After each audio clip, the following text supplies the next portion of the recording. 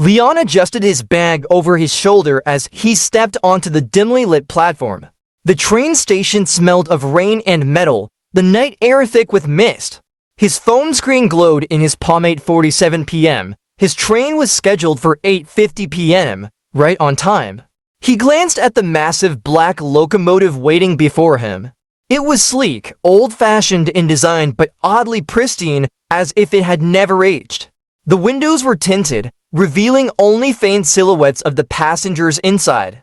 Something about it felt off. A low whistle echoed through the empty platform. The train door slid open silently. Leon hesitated. His friend, Alo, had invited him for the weekend. It was supposed to be a simple trip, one night in the next city, drinks, good conversation. Nothing unusual, and yet, as he stepped into the train, a cold unease settled in his chest. The interior was strangely elegant, plush velvet seats, polished wooden floors, and dim golden lights casting soft shadows. The air smelled faintly of dust and something else, something stale. He found an empty seat near the window and sat down, dropping his bag beside him. That was when he noticed them, the passengers. They sat perfectly still, faces turned toward the windows, eyes unfocused, not a single conversation. No rustling of papers, no clicking of phones, just silence. Leon cleared his throat, shifting uncomfortably. He turned to the woman seated beside him, a young woman in a dark coat, her pale hands folded neatly on her lap. "Excuse me," he said, offering a polite smile. "Does this train make any stops before the city?" The woman didn't respond. Leon frowned. "Miss?" Slowly, she turned her head toward him. Her eyes, gray and empty, locked onto his. For a moment, neither of them spoke. Then she simply turned back to the window, resuming her eerie stillness. Leon's skin prickled. A sharp chime rang through the cabin, doors closing. Departure in 30 seconds. He exhaled, shaking off the unease. It was just a late-night train. People were probably tired. Still, something gnawed at the back of his mind. The conductor entered from the far end of the car, tall man in a crisp black uniform, his hat casting a shadow over his eyes.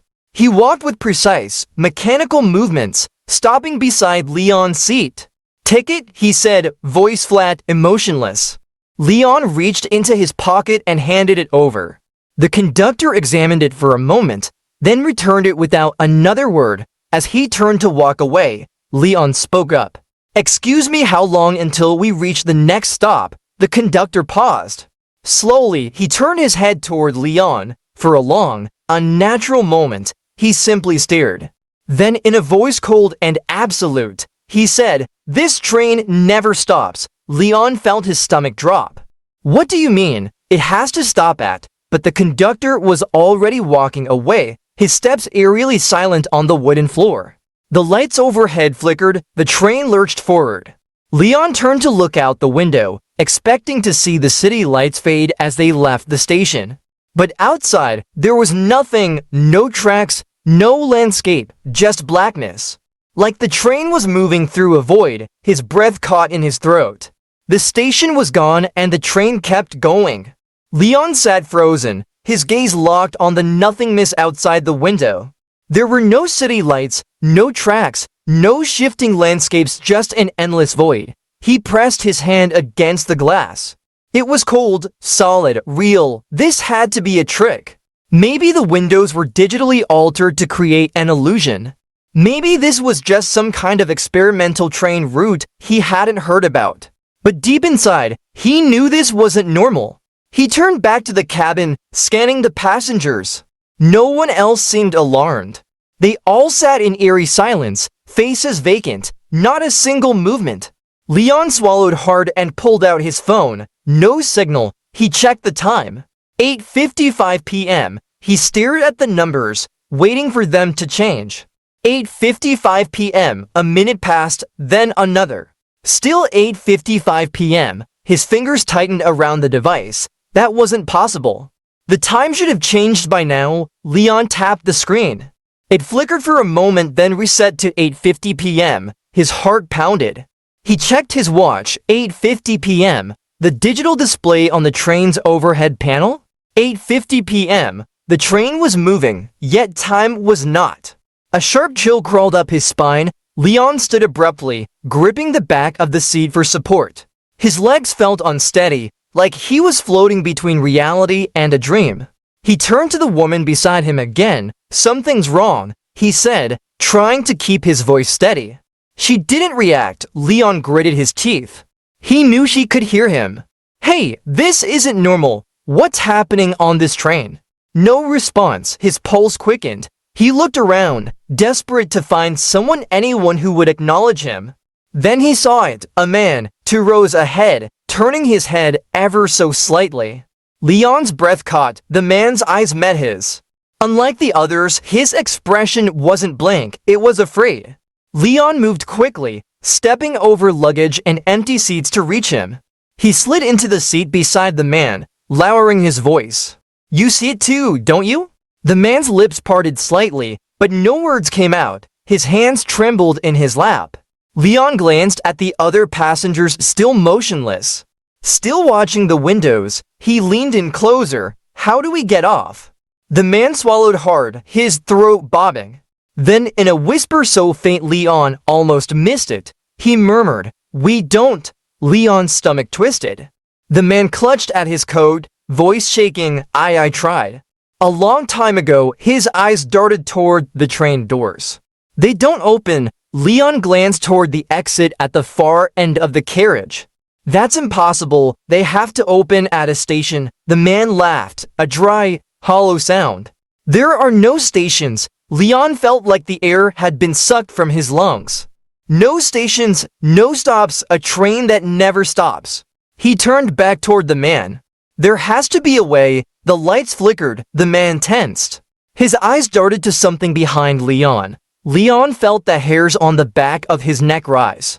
A whisper drifted through the carriage, soft, unintelligible, but getting closer.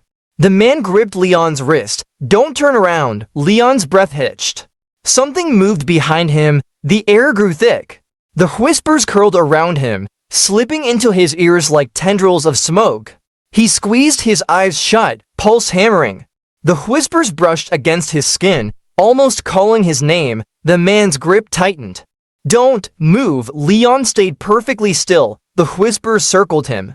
The temperature around him dropped, his breath turning faintly visible in the dim light. Then just as suddenly as they appeared, they were gone. The air lightened. Leon's chest heaved as he slowly exhaled. The man beside him trembled. "You almost looked." Leon's voice was hoarse. "What happens if I do?" The man swallowed. "You become one of them." Leon didn't ask what that meant, because deep inside, he already knew. Leon sat frozen, every nerve in his body alert. His breath was slow, measured as if any sudden movement might bring the whispers back. The man beside him was still trembling, his fingers gripping the seat so tightly his knuckles had turned white. Leon finally forced himself to speak. "What are they?" The man shook his head. "Nobody knows.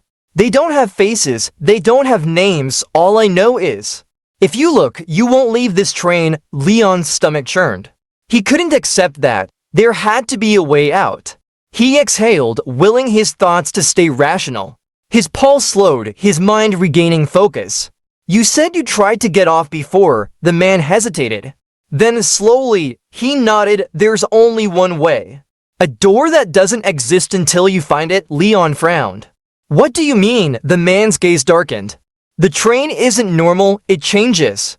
It moves in ways that don't make sense, but somewhere on this train, there's a door that isn't supposed to be there." Leon's throat was dry. "And if we find it," the man's voice lowered, "then maybe we wake up." A chill passed through Leon. The idea that this wasn't real, that this was some kind of asterisk dream, a loop, a trap asterisk sent his mind spiraling.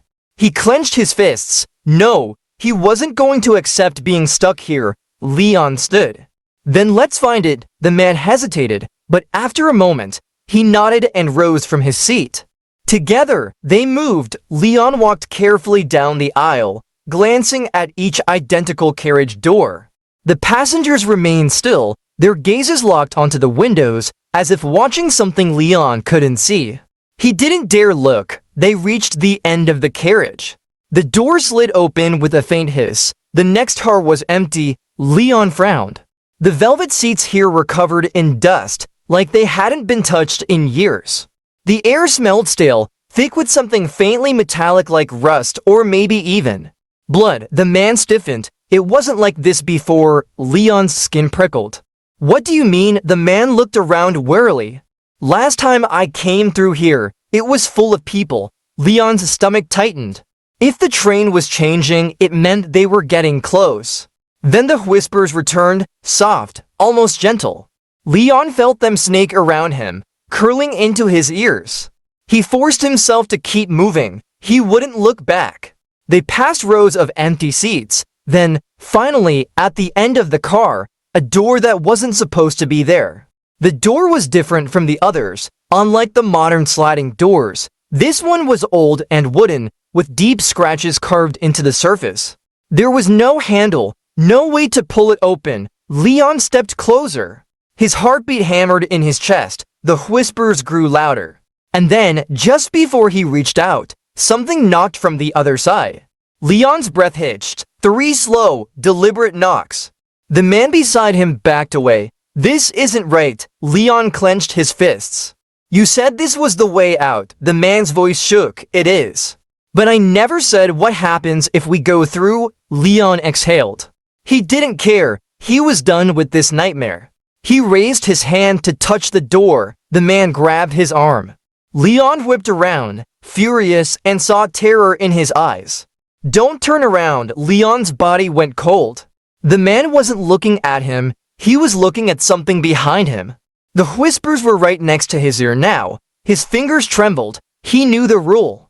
Don't turn around. He closed his eyes. The breath against his neck wasn't his.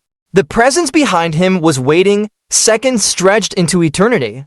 Then the whisper stopped. The presence was gone. Leon staggered forward, gasping. The man grabbed his wrist. We have to go now. Leon didn't argue. With one final breath, he pushed the forbidden's door open and stepped through. Leon stumbled forward, barely catching himself as he crossed the threshold. His breath came in sharp, uneven gasps. He spun around to check if the man had followed, but the door was gone. Only a blank wall remained. Leon's stomach dropped. They had stepped through. And now there was no way back. The man cursed under his breath. It's changing again. Leon forced himself to steady his breathing. The train was shifting. He needed to focus. He looked around. This new carriage was unlike any they had seen before. The seats were lined with ripped leather, the floor covered in a thick layer of dust, as if no one had been here for years. The windows were fogged over, blocking out whatever lay beyond, but the worst part, the air was wrong. It felt heavy, pressing against his skin, making his limbs sluggish. It was like walking through something thicker than air, something unseen. And then a voice, you shouldn't have come here. Leon spun toward the source. A man sat alone in the corner. Unlike the empty-eyed passengers from before, this one looked alive. His face was gaunt, his eyes sunken with dark circles. His suit was old, the fabric torn at the sleeves. He looked like someone who had been waiting a long time. Leon took a cautious step forward. Who are you? The man's lips cracked into a weak smile. The only one who remembers. Leon exchanged a glance with his companion, then turned back to the stranger. You've been on this train before. The man gave a slow, deliberate nod. A long time ago, I tried to leave. Like you, his eyes flickered toward the space behind them. I see you found the door. Leon swallowed. It led us here. But we need to get off this train. The man sighed. That's what they all say at first. Leon frowned. He glanced around the carriage. And that was when he noticed it. The seats weren't empty. Shadows sat in them, faint outlines of figures, featureless, unmoving, watching. Leon's pulse spiked. What the hell are those? The man's expression darkened. Passengers who looked. A chill rushed down Leon's spine. The whispering entities, the presence behind him at the door. If he had turned around, would he have become one of them? Leon's mouth went dry. How do we stop this? The man's eyes flickered toward the fogged windows. There's only one way. Leon leaned in. Tell me, the man exhaled slowly. This train isn't real. It moves, but it doesn't go anywhere. It exists between places outside of time. Leon's mind raced. That explained the frozen clocks, the lack of stops, the whispers. His companion spoke up. Then where are we? The man's expression hardened. You're stuck between a journey that never ends. Leon clenched his fists. Then how do we break the loop? The man's voice lowered. There's a car that doesn't appear on the train's map, a hidden carriage. If you find it, you'll find the exit. Leon's heartbeat quickened. Where is it? The man shook his head. It moves. The train shifts, rearranges itself. But there's one rule. Leon braced himself. You'll know you're close when the train starts trying to stop you. Leon inhaled sharply. That explained the whispers. The things watching them, they weren't passengers. They were traps. Leon's voice was firm. How do we find it? The man smiled weakly. You already are. A sharp clanging sound echoed through the carriage. Leon whipped around. The walls shuddered. The fobbed windows cracked. The train knew. And it was not going to let them leave. The train lurched violently, nearly throwing Leon off his feet. The air inside the carriage thickened, pressing down on him like an invisible weight. The train knew they were trying to escape. The man in the suit gripped the armrest beside him, his sunken eyes flickering between Leon and his companion. It's starting. Leon turned to his companion. We need to move now. They rushed toward the far end of the carriage, stepping over the dust-covered floor, past the motionless shadow passengers still locked in their eternal stillness. Then whispers, soft at first, then louder. Leon clenched his teeth. His hands balled into fists as the voices slithered around him, filling his ears with half-spoken words, voices that weren't his own. Then a laugh, a child's laugh. Leon's breath caught in his throat. The sound should have been innocent, but something about it was raw and distorted, stretched into something sickly and unnatural. He felt something behind him, a presence, watching, waiting, keep moving. His companion's voice was tight with fear. Leon pushed forward. At the end of the carriage stood a door unlike any other. It wasn't a normal sliding train door. It was old, wooden, splintered, with deep claw-like marks scratched into the surface. It had no handle. His stomach twisted. The man had said the train would try to stop them. The whispers grew frantic, pressing against his skull, trying to force their way in. Leon reached out. Something knocked from the other side. His pulse froze. 3 slow, deliberate knocks. Leon's hand trembled. His companion was pale, his eyes darting around wildly. This isn't right. Leon ignored the fear tightening in his chest. We don't have a choice. Then, just as his fingers brushed the wood, a voice behind him, Leon. His whole body went cold. It wasn't a whisper. It was clear, familiar, his mother's voice. He hadn't heard it in years. His breath turned shallow. He knew he wasn't supposed to turn around. He knew, and yet, his fingers twitched. His body ached to look. Just a glance. Just one. His mother's voice was soft, pleading. Leon, please, it's me. His hands trembled. Leon, a hand touched his shoulder. His heart stopped. Then his companion yanked him forward. Leon stumbled, his hand slamming against the wooden door. The whisper screamed. The train shook. The door swung open. Leon didn't hesitate. He stepped through. Leon stumbled through the door, his breath sharp and ragged. His body felt too heavy, like something had tried to pull him back. The whispering stopped instantly. The air was different here, colder, staler. He turned, expecting to see the train car behind him. But the door was gone. Instead, he stood in a narrow, dimly lit corridor. The walls were lined with old, rusted metal, streaked with grime. It felt wrong, as if it had been abandoned for years. His companion cursed under his breath. Where the hell are we? Leon didn't answer. He wasn't sure himself. A single flickering fluorescent light buzzed above them. At the end of the corridor, another door stood, this one newer, metallic and slightly ajar. Leon's pulse quickened. He forced himself forward, stepping cautiously. His companion followed, his breath audible in the silence. The moment Leon pushed the door open, he froze. The room inside was small and circular, lined with metal walls covered in wires and old computer screens. A single chair sat in the center, and sitting in that chair was himself. Leon's breath caught in his throat. The other Leon was older. His hair was streaked with gray, his eyes hollow, lifeless. His hands rested weakly on the arms of the chair, his fingers twitching slightly, as if he had been sitting there for decades. His lips moved, but no sound came out. Leon took a step back. "What is this?" His companion whispered, "I told you, this train doesn't move forward." Leon's stomach twisted. The realization hit him like a freight train. This place, this moment had happened before. And if he didn't stop it, he would end up in that chair. Trapped forever, his older self finally spoke. His voice was weak, distant like a radio signal barely coming through. "You have to jump." Leon's blood ran cold. "Jump?" His older self slowly lifted a shaking hand, pointing at the wall. Leon turned and saw it, a single window. Unlike the others, this one wasn't fogged over. Through it, Leon saw nothing but darkness, an endless, consuming void. His older self spoke again. "The train isn't real. The rules aren't real if you want to leave. You have to jump." Leon's companion grabbed his arm. "That's insane. What if you'll wake up?" Leon's heart hammered. This was it, the only way out, but his legs refused to move. Because what if it wasn't true? What if the void wasn't an exit, but a trap? What if he jumped and never woke up? His older self exhaled, voice barely above a whisper. "If you stay, you'll sit in this chair forever, and one day, you'll be the one telling yourself to jump." Leon's breath shook. His companion swallowed. "Leon, don't," but it was too late. Leon ran forward and threw himself out the window. Leon fell.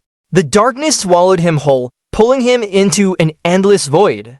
There was no air, no sound, just the weightless sensation of free falling into nothing. For a moment, panic seized his chest. Had he made a mistake? Was this really an escape? Or had he doomed himself to something worse? Then light. It started as a flicker in the distance. Then it grew, stretching, shifting, until Leon gasped awake. He was lying on a cold metal bench, his eyes snapped open, adjusting to the dim glow of overhead lamps. The familiar scent of rain and old concrete filled his lungs. Slowly, he sat up. He was back, the station. The empty platform stretched before him, damp from the misty night air. A distant streetlight flickered. The city hummed in the background, the sound of traffic, distant conversations, life. He wasn't on the train anymore. Leon's breath shook. His hands trembled as he reached into his pocket. His train ticket was still there, but something was different. The date was smudged, the ink faded, it looked old, too old. He exhaled sharply, gripping it tightly. Then he noticed it, something on the ground beside him. A small, folded piece of paper. Leon hesitated, then picked it up.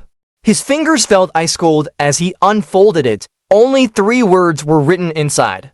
"Never enter again." His stomach twisted, a faint chill passed through him. Leon turned, looking down the platform. The train wasn't there. The digital timetable above the platform was blank. There was no record of his train ever arriving, and yet he could still feel it. Somewhere out there, still moving through empty space, forever looping through its endless route, waiting for its next passenger. Leon slowly stood, pocketing the note. Without looking back, he walked away from the platform, toward the exit. And as he stepped into the city, he told himself one thing: never again.